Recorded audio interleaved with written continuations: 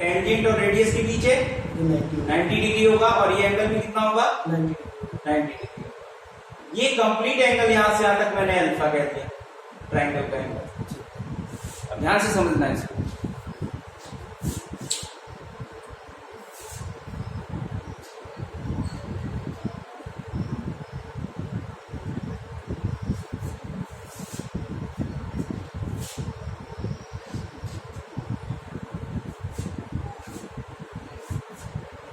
ठीक, देखिए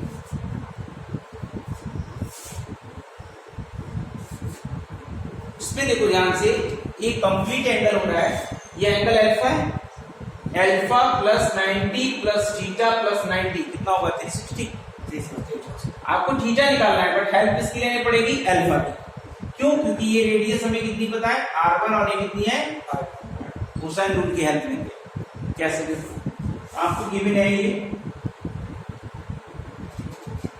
alpha plus 90 plus theta plus 90 ये मिला के कितना है 360। ये तो हो गया। अब देखो हमें अल्फा इक्वल टू ले सकते हैं यहां से, alpha equal to 180 minus theta, इसका यूज करो। हमें थीटा निकालना है फाइनली इन ट्रायंगल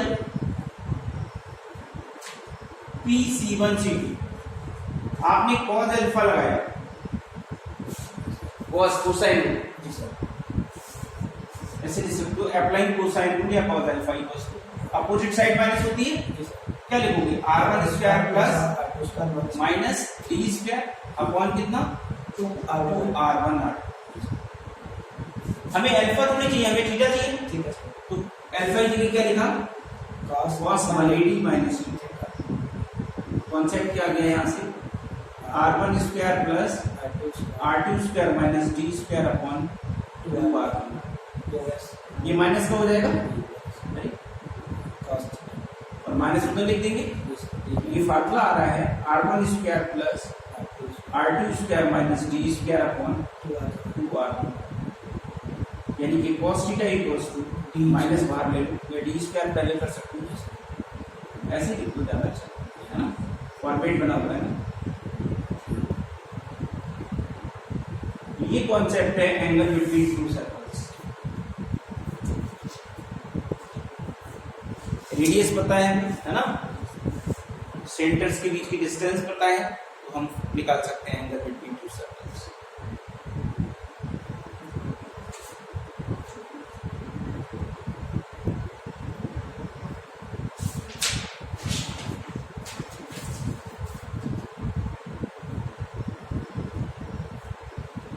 नहीं हो रहे हैं, गाँव में नेटवर्क नहीं रहता ना, और स्पीड मांगता है मोबाइल। नेटवर्क सुविधा है, पढ़ाई क्या करोगे यार, मजबूरी है ना, हालात बहुत खराब है।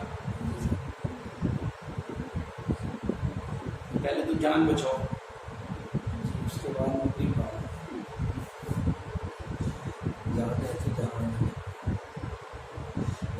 भाई तो बुकिंग करवा रहे हैं, पता नहीं बिल्कुल बात नहीं है, पब्लिक में नहीं आया। अरे सर ये तो हमसे बोले कि लोग करवाने कोई बताओ काम का दिया है कि हमारा कोई काम करता है, फटाफट बहुत जल्दी कर देता है, तो उसे निकाल दिया फटाफट पैसा बोले कि आता फिर धोखा खा देते हैं ऐसे लोग। अब वो पब्लिकली मिल रहा होगा वहाँ है ना, वोट डालने तो मैं भी जाऊंगा, लेकिन मेरा अलग हिसाब किताब है। पीटर सिंह मेरा फ्रेंड ही है, मेरे गाँव में फोन आया उसका, पूरी ग्रुप का इंचार्ज है, टीचर ही है। वो कह रहे हैं कहाँ हो तुम, दिल्ली बैठे भाई, तुम्हें खाने पीने की कोई दिक्कत हो बता दो भाई, पहुँच जाएगा बस।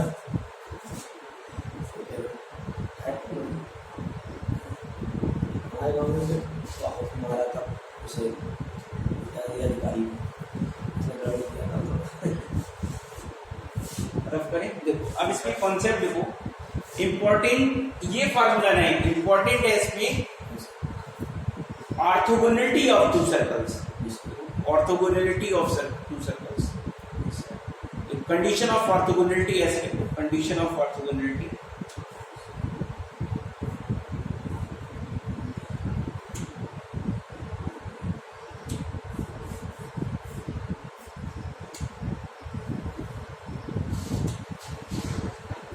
टू सर्कल्स, स्टेटमेंट लिखो, two circles S1 equals to 0, symbol S1 equal to 0 लिखो, समझ जाओगे ये।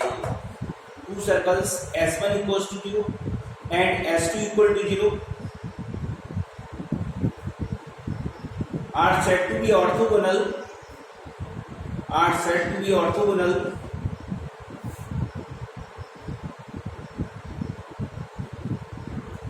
or said to intersect orthogonally, said to be orthogonal or said to intersect orthogonally,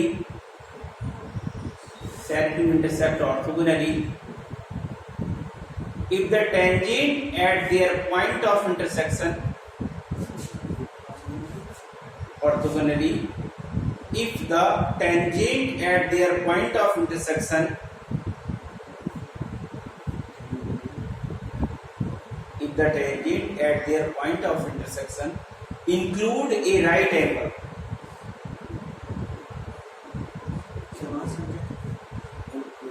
if the tangents mean tangents के बीच का angle ना, if intersect orthogonally if the tangent at their point of intersection make a right angle, ऐसे लिखो, include छोड़ो, make a right angle ज्यादा अच्छी लगेगी, make a right angle ना, मतलब एंगल बिटवीन टेंजेंट कितना होना चाहिए, right angle. The condition for two circles to be orthogonal, the condition for two circles to be orthogonal is क्या होगा, 2g1 g2 plus 2f1 f2 equal to c1 plus, ये condition of orthogonality है, इसका question आता है। मतलब ये यहां से देखो, यहां से बनाएंगे थीटा आप 90 डालोगे तो ये 0 हो जाएगा, यहां से क्या आएगा r1 square plus r2 square बराबर d स्क्वायर, अरे r1 r2 की वैल्यू लगाओगे और d की वैल्यू लगाओगे तो कैंसिल हो जाएगा, कुछ कैंसिल होके ये रिजल्ट बचेगा।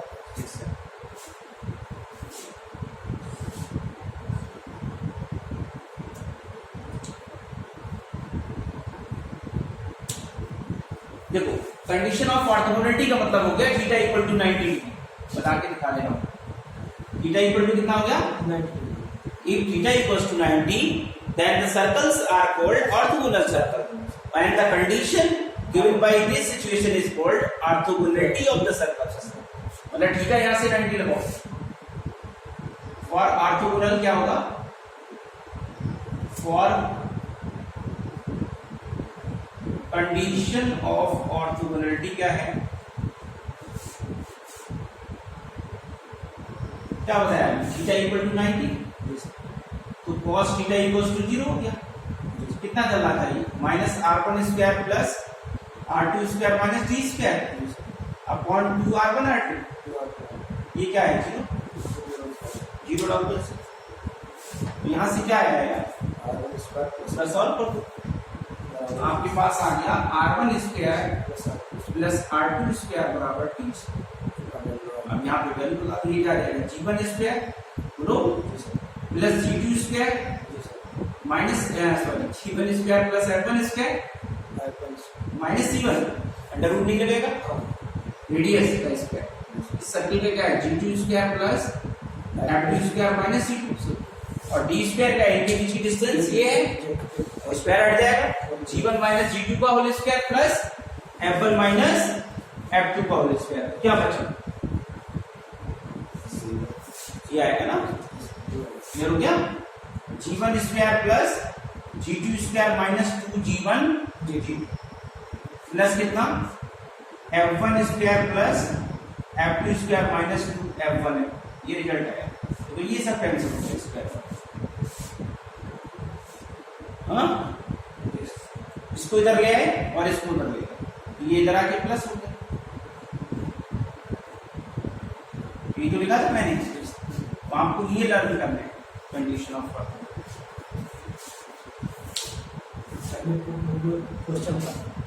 क्वेश्चन तो आएगा ही आएगा इसका, क्वेश्चन तो डेरिवेशन करा दिया ना। हाँ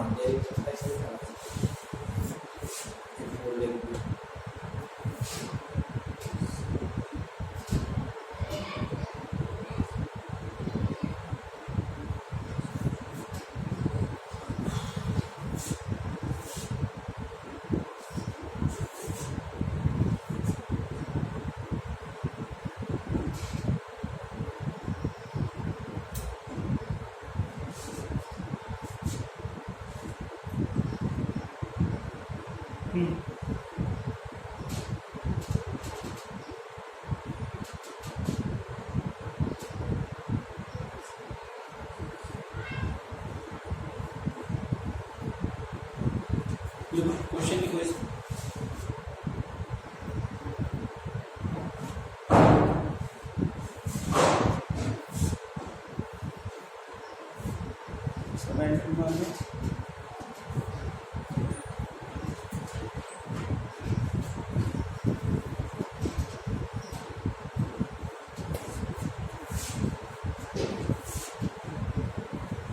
ये कंडीशन क्यों होगी, देखो कैंसिल आउट होगी कंडीशन ऑफ ऑर्थोगोनलिटी। इसी पे क्वेश्चन आएगा, एंगल निकालना तो बहुत रेयर केस में पूछेगा, बट कंडीशन पे क्वेश्चन डालेगा। तो कैसे लिखूं ये example, for what value of k, for what value of k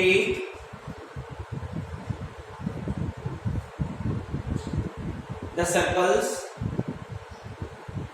circles x square plus y square,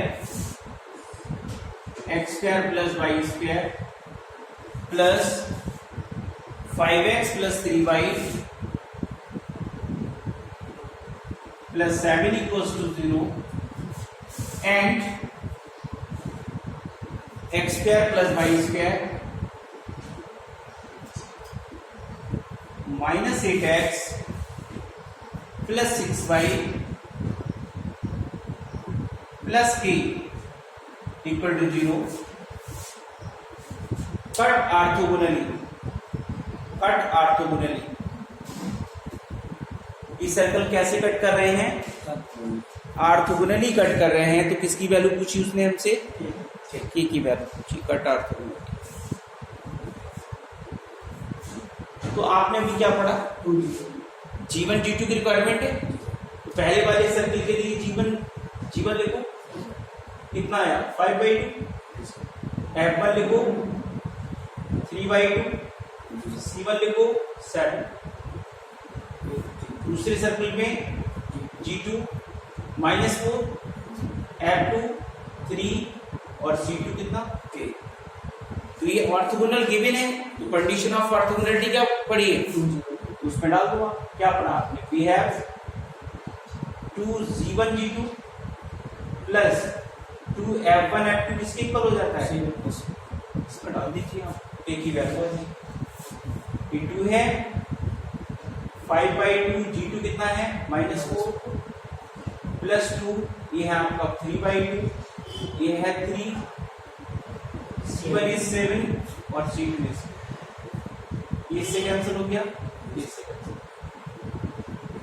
20 plus 9 7 plus, ये आ गया आपका -11 -7 equals the value of k is 4 -8।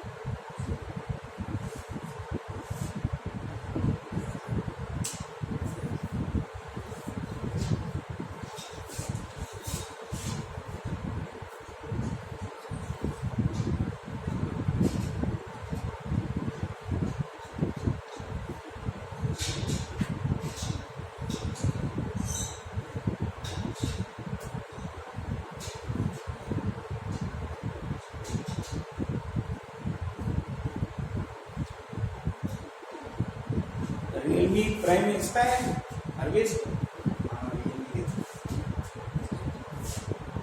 ये बात समझ आ गई, ये हो गया।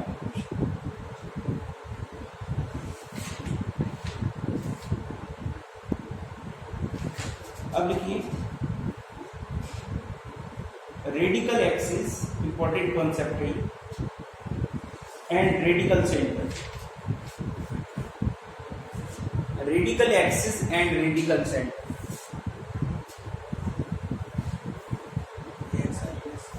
Radical axis and radical centre, radical axis and radical centre.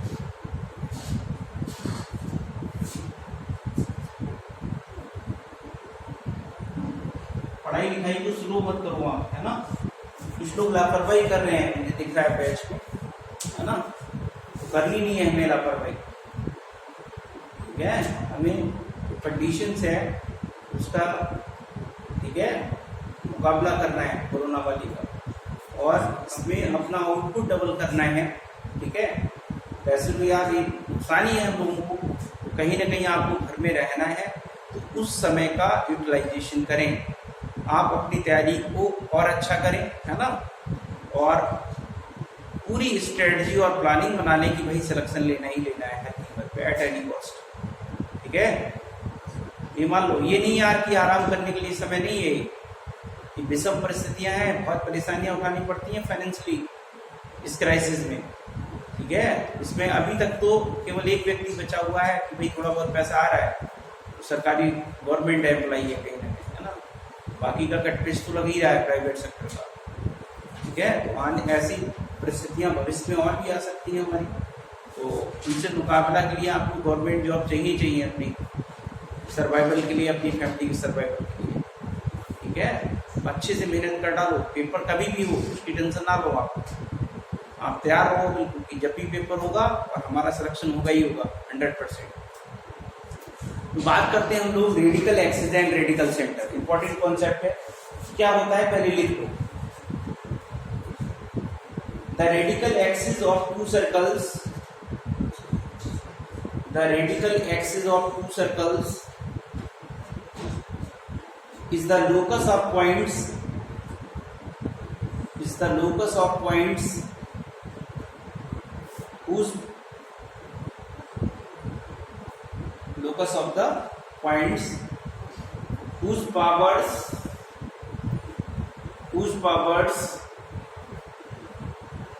with respect to the two circles are equal, whose powers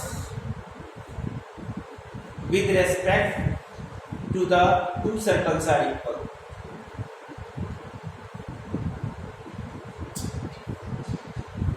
The equation of the radical axis of the two circles, the equation of the radical axis of two circles, S1 equal to 0 and S2 equal to 0,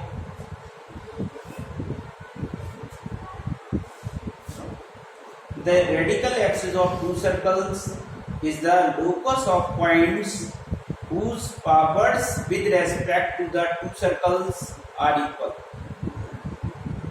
उस point का locus है जिसके दो circle से क्या है, उस point की पावर्स कैसी आ रही हैं, same. The equation of the radical axis of the two circles S1 equal to 0 and S2 equal to 0 is given by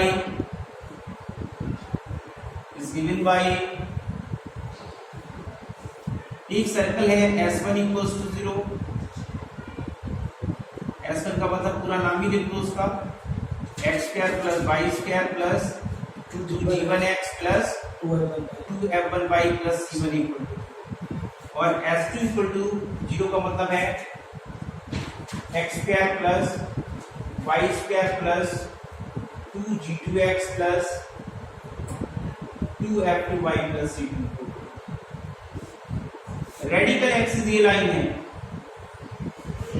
इससे बनी कैसे, एक सर्कल की इक्वेशन में से दूसरे सर्कल की equation minus S1 minus S2 equal to, हमने एक वर्ड यूज किया है यहाँ पे पावर्स, है ना। ये कैसे बना है, इस पॉइंट का लोकस है, इस पॉइंट का लोकस है, इस पॉइंट का लोकस है पी पॉइंट का, जिससे दोनों की पावर्स कैसी हैं, सेम। अब एक वर्ड आया इसमें पावर, क्या आया, पावर। आपने लेंथ ऑफ टेंजेंट पढ़ा है, अंडर रूट S1। तो लेंथ ऑफ जो टेंजेंट होती है उसका square power of the circle कहलाता है। जैसे L इक्वल्स टू क्या पढ़ा था, length of tangent under root S1। तो इसे पावर में कन्वर्ट करेंगे तो क्या होगा, वो पावर क्या हो जाएगी इसी सर्कल की, S1। The length of tangent, length of tangent, the square of length of tangent is called power of the point। Length of tangent निकाली थी पॉइंट से, एक पॉइंट से आपने क्या क्या ड्रॉ किया था, ये सर्किल है, एक पॉइंट दिया है x1 y1, ये निकाला था आपने, ये क्या कहते हैं, अंडर रूट S1। अब इस वैल्यू का स्क्वायर कर दो तो ये पावर हो जाएगी इस पॉइंट की। Square of length of tangent is called power of the point. बात देखिए, पावर अभी बताया नहीं हमने, पावर क्या है, लेंथ ऑफ टेंजेंट का वर्ग जो होगा, स्क्वायर है, उसे पावर कहते हैं। लेंथ ऑफ टेंजेंट जो भी आया उसका स्क्वायर कर दो तो वो क्या बताने लगेगा, पावर किसकी, इस पॉइंट। पावर का मतलब length of tangent PT1 PT2 है जी, पावर क्या हो गई, PT1 स्क्वायर और PT2 स्क्वायर, अंडर रूट लगाना है। क्लियर हो गया, अरे समझ आ गया। इसमें क्या है, इस पॉइंट से इस पे कोई भी पॉइंट हो गया, इस लाइन पे जो रेडिकल एक्सिस है उस पे आप टेंजेंट ड्रॉ करो, और यार पावर सेम है तो लेंथ ऑफ टेंजेंट भी तो सेम होगी, तो ये लेंथ ऑफ टेंजेंट इसकी क्या हो रही होगी, इक्वल ही होगी यार महाराज। अंडर रूट वैल्यू इक्वल होगी नहीं होगी जब स्क्वायर इक्वल है तो। तुम पावर भूल जाओ, तुम कैसे याद कर लो, लेंथ ऑफ टेंजेंट क्या होगी, सेम होगी। बात है यार, गलत वर्ड लिखा दिया, पावर लेंथ ऑफ टेंजेंट ही है वो, उसका वर्ग है बस। तो जब स्क्वायर वैल्यू सेम है तो स्क्वायर रूट वैल्यू भी सेम होगी। कैसे इक्वेशन बननी है रेडिकल एक्सिस की, ज्यादा ज्ञान दिमाग में लगाओ, छोड़ो। एक सर्कल की इक्वेशन में दूसरी सर्कल को क्या कर दें, माइनस, तो कौन सी इक्वेशन जनरेट हो जाएगी हमारी, radical axis. But x square और वाई स्क्वायर के कोएफिशिएंट 1 होने चाहिए, मतलब लाइन पोजीशन एक्स वाई में आनी चाहिए ना, क्वाड्रेटिक नहीं होनी चाहिए। कोएफिशिएंट अगर इक्वल हो तो हो जाएगा, सी में लिखो। अब इसमें हम